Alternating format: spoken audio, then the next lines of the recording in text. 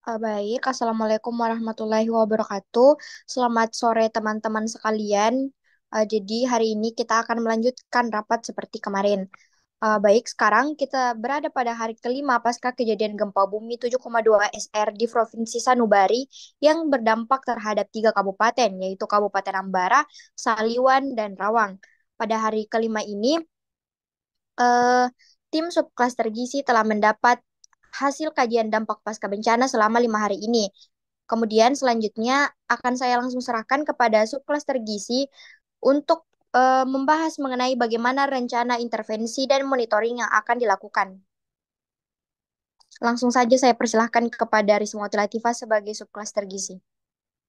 Baik, terima kasih kepada koordinator. Eh, Hasil sementara kaji cepat multisektor menginformasikan bahwa baru 60% fasilitas kesehatan yang beroperasi pada wilayah yang terdampak, di mana hanya beberapa di antaranya yang memiliki fasilitas rawat inap untuk penanganan anak gizi kurang dan gizi buruk. Selain itu, tenaga kesehatan yang terlatih penanganan gizi buruk terpadu pada balita sangat terbatas. Selain itu, hanya ada 52 pengungsian kekurangan tenda keluarga. Banyak pengungsi dan kelompok rentan termasuk ibu hamil dan keluarga dengan anak balita yang berjalan kaki dari Kabupaten Saliwang dan Rawang menuju ke Kota Ambara. Hal tersebut dikarenakan terhambatnya distribusi bantuan dari Kota Ambara ke Kabupaten Saliwang dan Kabupaten Rawang. Terdapat donasi susu, formula, pada 63 pengungsian. Sementara itu, 89 pengungsian tidak memiliki akses terhadap konselor menyusui. Ibu menyusui melaporkan ketidaknyamanan di dalam memberikan ASI karena tidak adanya privasi. Selain itu, dilaporkan adanya keracunan makanan di Kota Ambara dan Kabupaten Saliwang akibat konsumsi donasi makanan minuman yang kadaluarsa.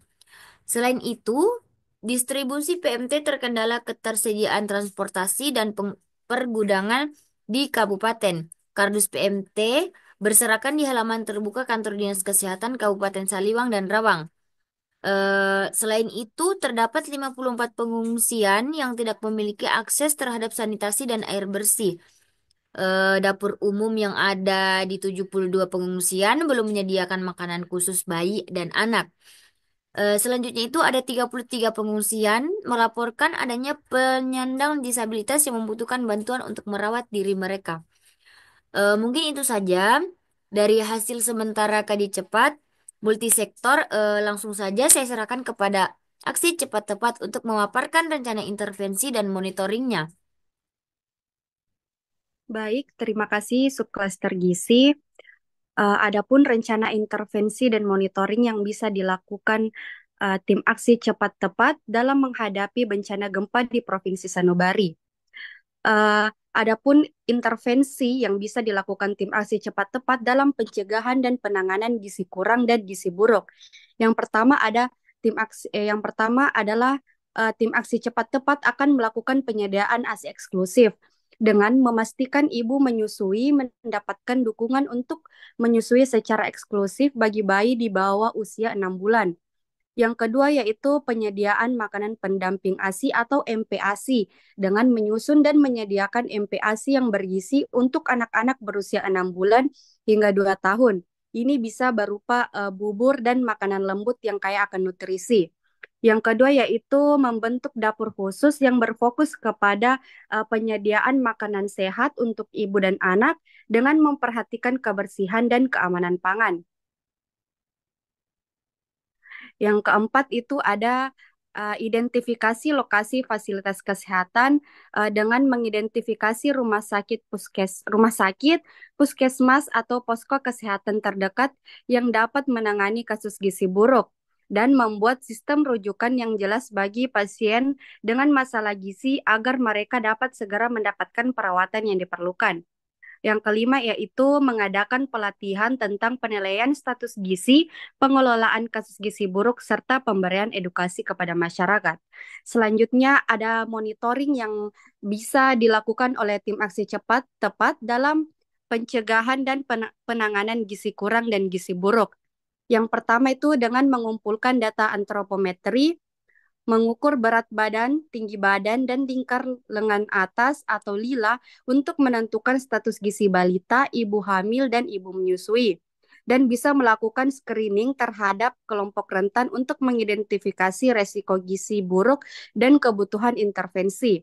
Selanjutnya itu melakukan Rapid Health Assessment atau RHA dengan mengumpulkan informasi tentang kesehatan umum, prevalensi penyakit, dan status gizi dalam waktu 24 jam setelah bencana, dan menganalisis adanya faktor penyulit seperti diare atau infeksi yang dapat mempengaruhi status gizi.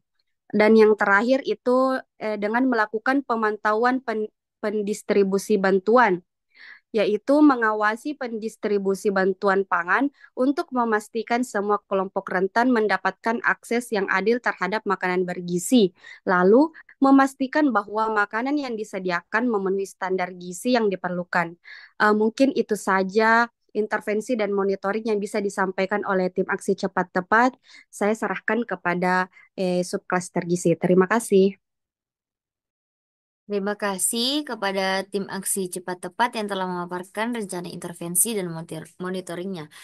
Selanjutnya, saya persilakan kepada BSM Umat untuk memaparkan rencana intervensi dan monitoringnya. Baik, terima kasih.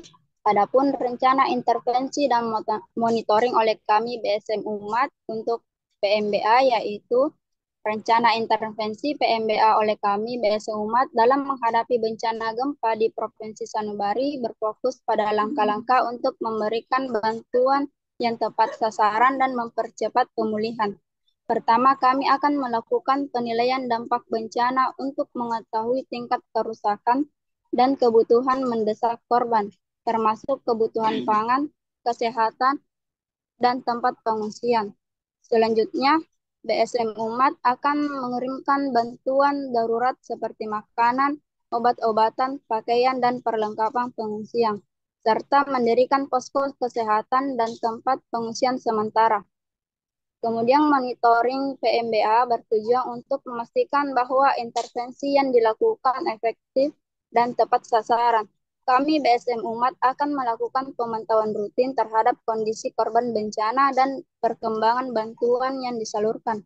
Pemantauan ini mencakup evaluasi distribusi bantuan, pengawasan terhadap kualitas bantuan, serta pengumpulan umpan balik dari masyarakat mengenai kebutuhan dan kesulitan yang dihadapi.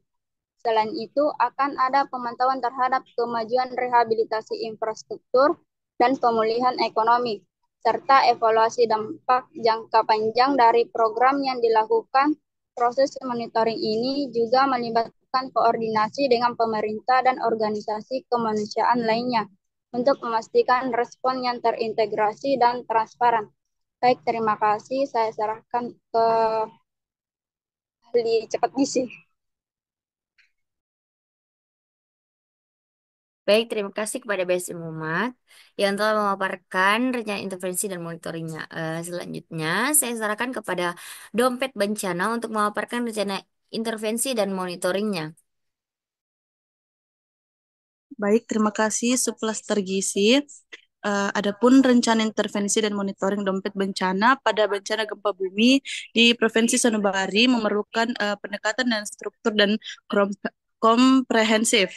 Yang pertama, menyusun rencana intervensi, yaitu identifikasi dan penilaian risiko, menilai tingkat kerawanan bencana gempa bumi di berbagai daerah di Provinsi Sanubari, memetakan daerah yang berisiko tinggi dan menentukan prioritas intervensi berdasarkan intensitas potensi bencana. Yang kedua, pembentukan tim tanggap darurat. Pembentukan tim respon bencana yang terdiri dari pemangku kepentingan lokal, pihak pemerintah, TNI, Polri, dan relawan.